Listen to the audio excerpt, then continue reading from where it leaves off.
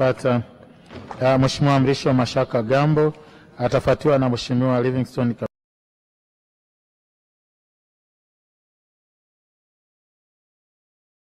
Mwenyekiti, katika jimbo ambalo linaguswa kwa kiwango kidogo sana na Wizara ya Ujenzi na TANROADS pamoja na jimbo la Arusha.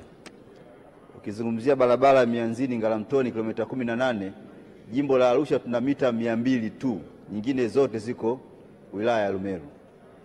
Lakini kwa ujumla wake kwa miaka yote mitano toka 2020 mpaka sasa tumekuwa tunajenga hoja kwa barabara yetu ya kutoka Arusha Airport kwenda hadi Kilombero, inatakiwa ijengwe kwa njia 4. Kwa miaka yote mitano imekuwa serikali inafanya usanifu, na mpaka leo tumeona taarifa ya waziri atuambia usanifu umekamilika ndani ya miaka hiyo mitano.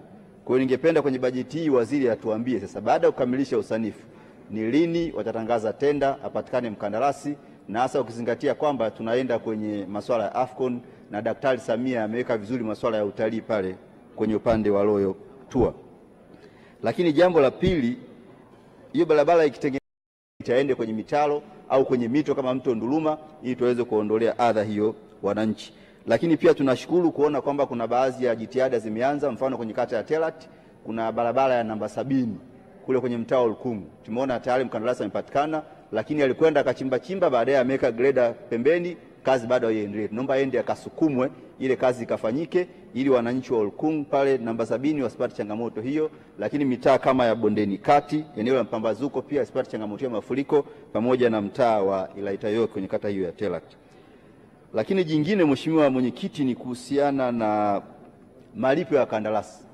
Tunajua TANROADS na nyinyi Wizara ya Ujenzi mngependa kujenga barabara zote nchi nzima, lakini ili mjenge barabara mnahitaji kuwa na fedha.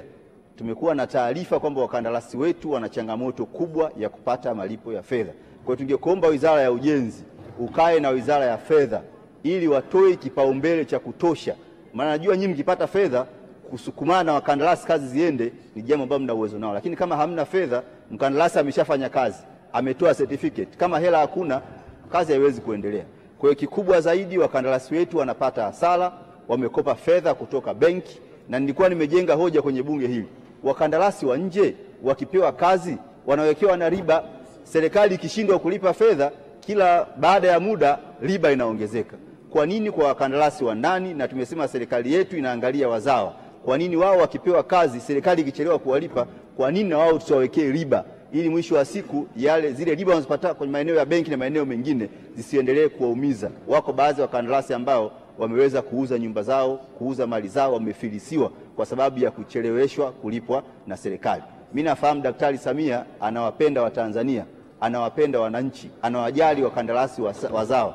Sasa nyinyi mnaomsaidia kwenye Wizara ya Fedha, Wizara ya Ujenzi, tumsaidie rais kuweka mipango mizuri zaidi, na tusitangaze tenda kama hatuna fedha. Tusimuawadi kazi mkandarasi kama hatuna fedha. Kwa kufanya hivyo tunawarudisha nyuma badala ya kwenda kuwasogeza mbele. Lakini la kumalizia jingine, tuna changamoto kwenye upande wa fidia.